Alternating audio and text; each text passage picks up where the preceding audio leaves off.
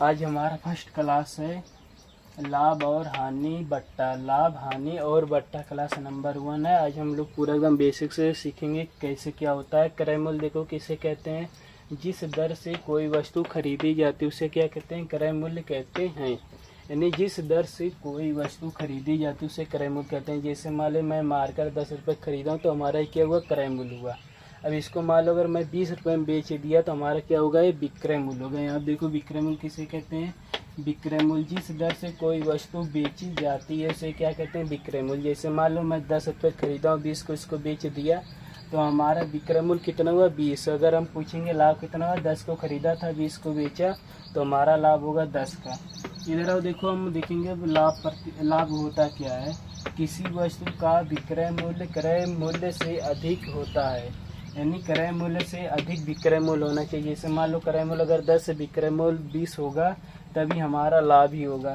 तो यहाँ पे देखो हानि क्या होती है, क्रय मूल्य से, यानी क्रय मूल्य से विक्रय मूल्य से अधिक हो तब हानि होती है। यानी जैसे मान लो क्रय मूल्य अगर 20 रुपये है और हम बेचें उसे 10 रुपये का होगा तो हमारा हानि कितनी की होगी, 10 का। कितनी की होगी, 10 का। इधर आओ देखो लाभ प्रतिशत क्या है, हमारा लाभ प्रतिशत। प्रति 100 रुपये लाभ पर लाभ को लाभ प्रतिशत कहते हैं। यहाँ देखो फिर क्या दिया, हानि प्रतिशत। क्या दिया, हानि प्रतिशत।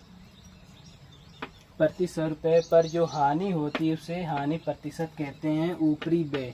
ऊपरी व्यय मतलब क्या होता है, जैसे मान लो अगर मैं कोई वस्तु का 100 रुपये में ख़रीदा हूँ और उसको बनवाने में हमें जो ऊपरी का खर्चा आया है उसको हम क्या करेंगे, क्रय मूल्य में हमेशा जोड़ के ही लिखते हैं। देखो ऊपर का खर्च यानी जो हम बनवाते हैं या इधर उधर से जाते हैं, जो दूरी जो खर्च होती है उस पर जो रुपये पर खर्च होता है उसी को कहते हैं।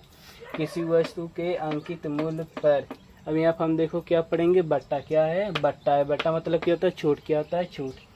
किसी वस्तु के अंकित मूल्य पर विक्रेता द्वारा, किसके द्वारा, विक्रेता द्वारा जो छूट दिया जाता है उसे क्या कहते हैं, छूट कहते हैं। छूट या बट्टा कहते हैं। इधर अब क्रमिक बट्टा एक हमारा बहुत इम्पोर्टेंट है। क्रमिक बट्टा यानी अंकित मूल्य पर R1% छूट देने के बाद शेष धनराशि को R2 पर छोड़ दिया जाता है उसे क्या कहते हैं, क्रमिक बट्टा कहते हैं। यानी जैसे मान लो क्रम से, अभी हम आगे सब कुछ बताएंगे।